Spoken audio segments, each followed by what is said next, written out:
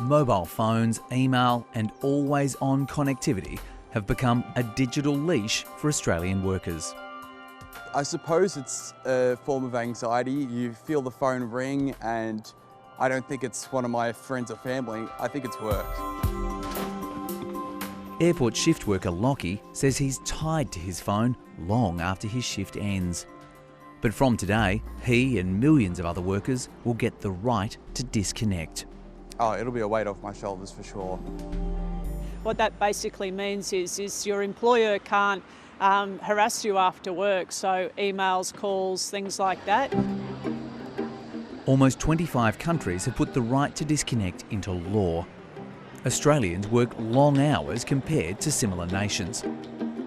The new law doesn't mean the boss can't contact you, but it means the employee can refuse to respond as long as it's reasonable.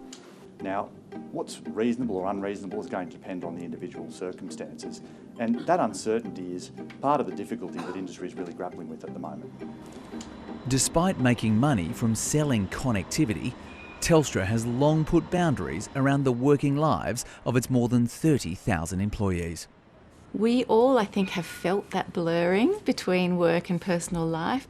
This does give us a chance to have a renewed conversation, a renewed focus, re-examine some of our ways of working, our work practices, and reset some norms. A submission during the legislation process from a worker named Donna shows how perceptions about availability have changed. She says at her work, there is an expectation that we'll be available to the business 24 hours a day, 7 days a week. I've questioned this and am consistently told any time you are needed for the business after hours is counted as reasonable additional hours.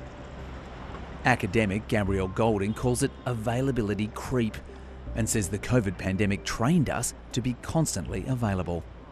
If we have some sort of a guardrail in place like this, that by virtue of that, it will change the patterns and the way in which people are conducting work and hopefully give them an opportunity to take some of their private life back.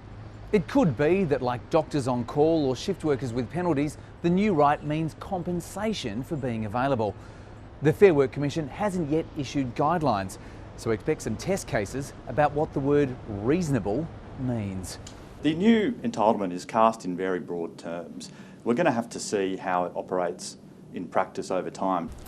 As workers win back some of their time. So this is actually good for employers as well as for workers, a more productive workforce when people actually are rested enough and they're not constantly having to be driven by the beeping and the notifications on their phone. Hello, Lachlan speaking. It'll give me some of my life back for sure. It's, even going out to walk the dogs, going out with mates, if I receive a phone call, there is some expectation that I do pick up. Perhaps a start for a new kind of connectivity.